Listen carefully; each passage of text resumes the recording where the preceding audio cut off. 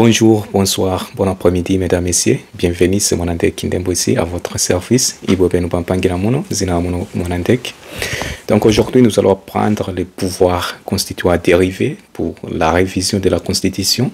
Donc la révision de certains articles de la Constitution de la RDC, donc la révision de la Constitution du 18 février 2006, portant la révision de la loi numéro 11, arpaz 00D, du 20 janvier 2011.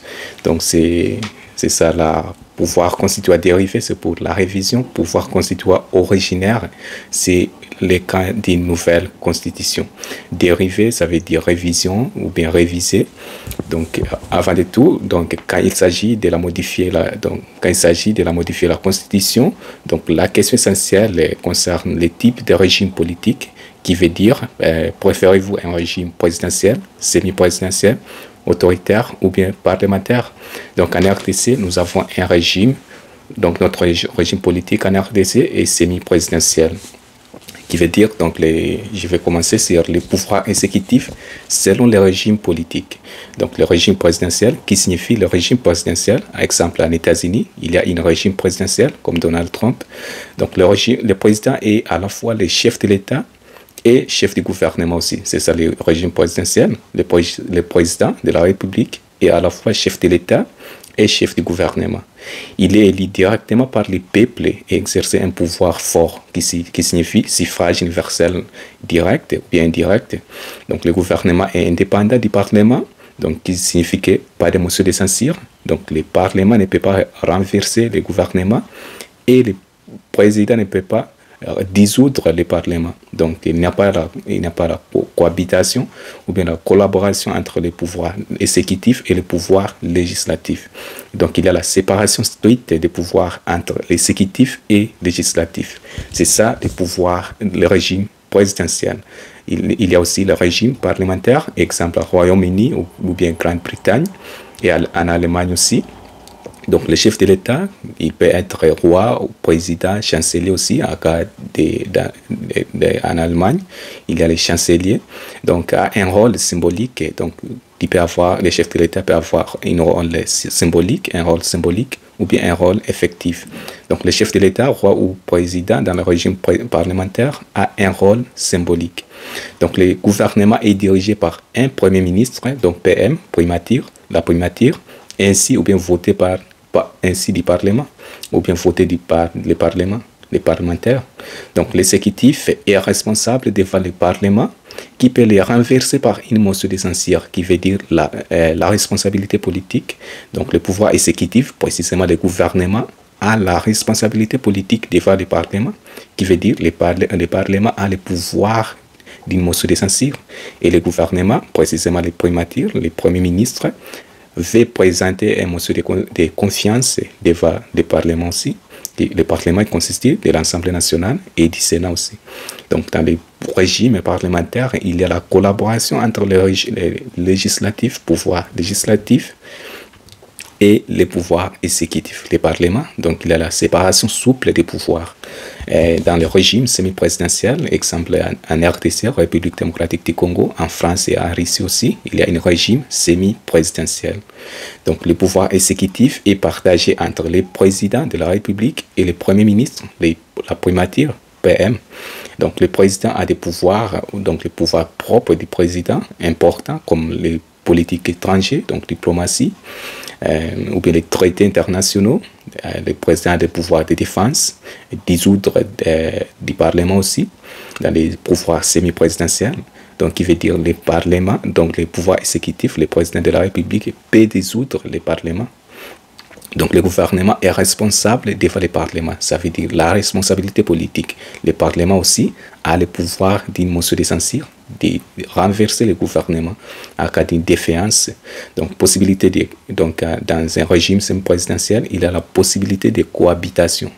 Ce n'est pas la collaboration, c'est la cohabitation, qui veut dire que le président et le premier ministre des bords politiques opposés peuvent avoir des opinions. Donc, dans le régime autoritaire, c'est tous les trois pouvoirs, les pouvoirs exécutif, législatif et judiciaire, est concentré dans un seul organe ou bien dans un seul individu. C'est ça la différence entre les quatre régimes, régime présidentiel, régime semi-présidentiel, le régime parlementaire et le régime autoritaire. Donc, la révision de certains articles de la Constitution de la RDC, donc c'est l'actuelle Constitution du 20 janvier 2011 portant révision. Donc, c'était pourrait contribuer à résoudre les défis actuels du pays, c'est ça les débits. Donc, pourrait contribuer à résoudre les défis actuels du pays, donc en 2015 à 2025. Mars 2025, notamment l'insécurité, la corruption, la gouvernance décentralisée et des droits fondamentaux. Donc, voici une analyse des articles nécessitant une modification ou une mise à jour. Donc, les débits de pouvoir constitués à dériver, pourrait contribuer à résoudre des défis actuels du pays de 2025, notamment l'insécurité, la corruption, la gouvernance décentralisée. Donc, nous allons commencer, mesdames et messieurs, notre proposition. Donc, j'ai 9 propositions aujourd'hui. Donc, la première proposition, c'est renforcement de la décentralisation. Donc, au Congo, nous avons la décentralisation, qui veut dire le pouvoir est divisé en deux parties. Donc, nous avons les pouvoirs central et le pouvoir provincial. Donc, renforcement de la décentralisation, c'est l'article D 195 ou bien 195 et l'article 200 sur l'actuelle constitution du 20 janvier 2011. Donc, pour la révision, donc le problème actuel, c'est la décentralisation est souvent inefficace en raison d'un manque de financement et d'une mauvaise gouvernance provinciale. Donc, le problème, selon les articles D 195 et 200, le problème actuel, donc la décentralisation est souvent inefficace en raison d'un manque de financement et d'une mauvaise gouvernance provinciale. Donc, les provinces n'exercent pas pleinement leur autonomie. Modification suggérée par moi, donc c'est assurer une répartition plus équitable des ressources nationales entre le gouvernement central et les provinces. Qui veut dire la recette nationale, c'est assurer une répartition ou bien séparation plus équitable des ressources naturelles nationales entre le gouvernement central et les provinces. Donc, il y a notre recette nationale est divisée 60% pour les pouvoirs central et 40% pour les pouvoirs provinciaux. Donc, introduire aussi des mécanismes de contrôle pour garantir la transparence dans l'utilisation des fonds provinciaux aussi. Et 3, modification suggérée, donc renforcer les pouvoirs des gouverneurs provinciaux, tout en imposant donc des limites claires pour prévenir les abus. Deuxième proposition, donc lutte contre la corruption et transparence, se trouve sur l'article 999 ou bien 99 et l'article 122 respectif. Donc, problème actuel, donc la corruption reste un problème systématique qui entrave donc le développement économique et social. Modification suggérée, donc ajouter des clauses obligeant les responsables publics à déclarer leur patrimoine avant et après leur mandat. Les patrimoines, leurs biens, avant et après leur mandat. Donc, établir une cour spécialisée ou bien spéciale anticonstitutionnelle pour juger les crimes financiers. Établir une cour spéciale anticonstitutionnelle, donc anticorruption, pour juger les crimes financiers. Renforcer les sanctions aussi contre les détournements des fonds publics. Troisième proposition, c'est sur la sécurité. Donc, sécurité et souveraineté nationale se trouve sur l'article 52, 183 et 185 respectivement. Donc, problème actuel. Donc, l'insécurité persiste donc, dans l'est du pays, qui veut dire à Nord Kivu, Sud Kivu et à Ituri aussi, alimenté par des groupes armés, donc les AFC, à base M23, AFC c'est l'Alliance Fleuve Congo, et M23 c'est le mouvement du 23 mars, les mouvements terroristes et l'exploitation illégale des ressources naturelles. Donc le problème c'est l'insécurité persistante dans l'est du pays, Nord Kivu, Sud Kivu et à Ituri, alimenté par des terroristes et des groupes armés AFC M23 et l'exploitation illégale des ressources naturelles. Modification suggérée sur la sécurité et la souveraineté nationale. Donc, inclure une clause exigeant une réforme des forces armées pour améliorer leur professionnalisme et leur équipement. Ça veut dire la logistique et la discipline aussi. Au Congo, notre forces armées, c'est les FARDC, Forces armées pour la République démocratique du Congo. Donc, prévoir des mécanismes aussi pour que les forces armées soient tenues responsables des violations des droits de l'homme aussi. Donc, renforcer des dispositions donc, concernant la lutte contre l'exploitation illégale des ressources naturelles et la coopération internationale pour sécuriser les frontières. Donc, renforcer les dispositions concernant la lutte contre l'exploitation illégale et les ressources naturelles et la coopération internationale pour sécuriser les frontières. En RDC, nous avons 9 pays frontières. Donc, nous avons l'Afrique centrafricaine, nous avons Soudan du Sud, nous avons l'Ouganda, Rwanda, Burundi, la Tanzanie, Zambie, Angola et puis la République du Congo aussi, ça fait 9 pays. Après ça, 4 propositions. Donc, protection des droits humains. Donc, c'est l'article 16, article 30, 34 et l'article 60. Donc, problème actuel, c'est les droits des femmes et des enfants aussi sont encore largement violés, en particulier donc, dans les zones de conflit, qui veut dire à Bunia, Bukavu, Goma, Bunagana aussi. Modification suggérée, donc renforcer les protections contre les violences basées sur les genres et introduisant des peines plus sévères pour les auteurs. Donc, garantir l'accès à l'éducation pour tous les enfants, y compris dans les zones rurales et les régions en conflit aussi. Puis ça, 5e proposition, c'est gouvernance électorale et stabilité politique, qui veut dire la CENI, les élections. C'est l'article 5, 70 ou bien 70, 75, 211 et 222 respectifs. Donc, problème actuel, c'est le processus électoral est souvent manqué par des retards et des fraudes et des manques de transparence aussi. Donc, le processus électoral est souvent manqué par des retards, des fraudes et des manques de transparence, qui veut dire la CENI, Commission électorale nationale indépendante. Le président, M. Denis Kadima, sur les élections du 23 décembre 2023. Donc, modification suggérée, donc renforcer l'indépendance de la Commission électorale nationale indépendante, la CENI, en introduisant des mécanismes pour limiter l'influence politique. Donc, la CENI doit être apolitique. Ajouter des dispositions garantissant que les résultats des élections soient publiés ou bien soient publiés rapidement et en toute transparence. Donc, ajouter des dispositions garantissant que les résultats des élections soient publiés rapidement et en toute transparence aussi. 6e proposition, c'est ressources naturelles et développement durable. Donc, c'est l'article 9, 58 et l'article 123, c'est sur les ETD, donc entités territoriales décentralisées. Donc, le problème actuel, il y a l'exploitation des ressources naturelles profiter rarement aux populations locales et contribuer à des conflits.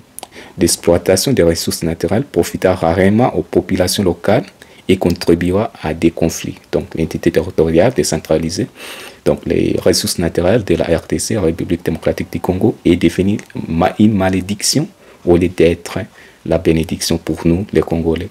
Donc, modification suggérée sur les ressources naturelles. Donc, inscrire l'obligation de consacrer un pourcentage fixé des revenus des ressources naturelles au développement local. Imposer des audits réguliers des entreprises exploitant les ressources naturelles pour garantir la conformité aux normes environnementales et sociales aussi. Donc, pour avoir un environnement sain. Donc, créer un fonds souverain pour gérer les revenus des ressources naturelles au bénéfice des générations futures aussi. Donc, 7e proposition, c'est renforcement du système judiciaire, c'est le pouvoir judiciaire. Nous avons 3 pouvoirs, 3 organes. Il y a le pouvoir législatif pour légiférer, adopter, élaborer, analyser les lois. Et le pouvoir exécutif, c'est pour exécuter les lois. Et le pouvoir judiciaire, c'est pour appliquer les lois et aussi les sanctions, sanctionner les infractions aussi. Donc, les renforcer du système judiciaire, c'est l'article 149 et 156, donc sur les pouvoirs judiciaires. Donc, problème actuel, le système judiciaire manque d'indépendance et des moyens pour fonctionner efficacement. Donc, le système judiciaire manque d'indépendance et des moyens pour fonctionner efficacement. C'est les droits, donc le pouvoir exécutif doit être apolitique aussi. Le pouvoir judiciaire, plutôt, doit être apolitique. Donc, libre de tous les pouvoirs, pouvoir législatif et le pouvoir exécutif. Donc, modification suggérée sur le renforcement du système judiciaire, donc augmenter les garanties, donc indépendance des juges, augmenter les garanties d'indépendance des juges, notamment en interdisant toute ingérence politique dans les affaires judiciaires. Augmenter les garanties donc l'indépendance des juges, notamment en interdisant toute ingérence politique dans les affaires judiciaires. Donc, les pouvoirs judiciaires doivent être apolitiques. Donc, allouer davantage donc, des ressources financières et humaines pour renforcer le fonctionnement des tribunaux. Donc, nous avons des tribunaux civils et militaires. Donc, créer des tribunaux spécialisés aussi pour traiter les cas de violation des droits humains et des crimes économiques. Donc, les pouvoirs de Félix Tshisekedi, il y a beaucoup de détournements. Donc, en RDC en général, ou bien en RDC ou bien en Afrique en général, il y a beaucoup de détournements, les présidents africains. Donc, 8e proposition, c'est l'inclusion des langues nationales aussi, c'est l'article 1 du 20 janvier 2011, c'est le problème actuel. Donc, la prédominance, c'est aussi la prédominance du français. Le français, c'est la langue officielle du Congo. Limite l'accès aux services publics pour une grande partie de la population. Les problèmes actuels sur l'inclusion des langues nationales, article 1. Donc, la prédominance des Français, langue officielle, limite l'accès aux services publics pour une grande partie de la population. Donc, au Congo, nous avons plus de 450 ethnies dans le pays. Donc, qui veut dire qu'il faut inclure aussi les langues nationales. Donc, modification suggérée, donc reconnaître les langues nationales comme les Kikongo, les Lingala, les Swahili et les Chiluba aussi, comme langue officielle, n'est pas langue nationale, comme langue officielle, additionnelle dans les institutions publiques. Donc, nous avons plus de 445 ethnies. Nous avons reconnaître notre langue nationale comme langue officielle. Les Lingala, les Kikongo, les Chiluba aussi, comme langue officielle additionnelle dans les institutions publiques. Donc, il faut tous Zoloba Lingala pe, tous Banamboka, tous Banakin, na tuseme Kiswahili mzuri, donc mkezola ki kutuba Kikongo, mkezaba Kongo ke langue nationale, inayoke ndinga na beto ya bwala. Il faut beto kutuba ndinga na beto ya bwala, ndinga nsi na beto Congo. Donc, encourager leur usage dans l'éducation, les tribunaux et les administrations locales aussi. Encourager leur usage dans l'éducation, les tribunaux et l'administration locale. 9e proposition et la dernière, c'est les participations citoyennes. Donc, pouvoir populaire et souveraineté populaire. Donc, les peuples d'abord. C'est l'article 5, article 27 et 210. Donc, problème actuel, c'est sur la participation citoyenne. Donc, la participation des citoyens à la gouvernance est limitée et leurs préoccupations sont rarement prises en compte. Donc, la participation des citoyens à la gouvernance est limitée et leurs préoccupations sont rarement prises en compte. C'est quoi la modification suggérée? Donc, inclure des dispositions pour des référendums, qui veut dire souveraineté populaire des peuples et des citoyens, inclure des dispositions pour des référendums citoyens sur des questions nationales importantes aussi. Donc, promouvoir la création des conseillers citoyens, donc dans chaque province pour garantir un dialogue direct entre les populations et les responsables publics. Promouvoir la création des conseils citoyens dans chaque province pour garantir un dialogue direct entre les populations et les responsables publics ou bien administration publique. Donc, en sommet ou bien en conclusion, mesdames, messieurs, donc ces modifications proposées répondant aux défis, donc aux défis contemporains de la RDC 2025 et au-delà, en mettant l'accent sur la gouvernance transparente, les droits humains aussi, la sécurité et une gestion équitable des ressources, donc notre ressource naturelle de la RDC, République démocratique du Congo. En adaptant la Constitution à ces réalités, la RDC, ou bien République démocratique du Congo, pourrait renforcer sa stabilité politique, son développement économique et la confiance de ses citoyens envers les institutions. Ça, c'est tout, mesdames, messieurs, et je vous remercie. Abonnez-vous massivement. Au revoir, Ingeta. Bye.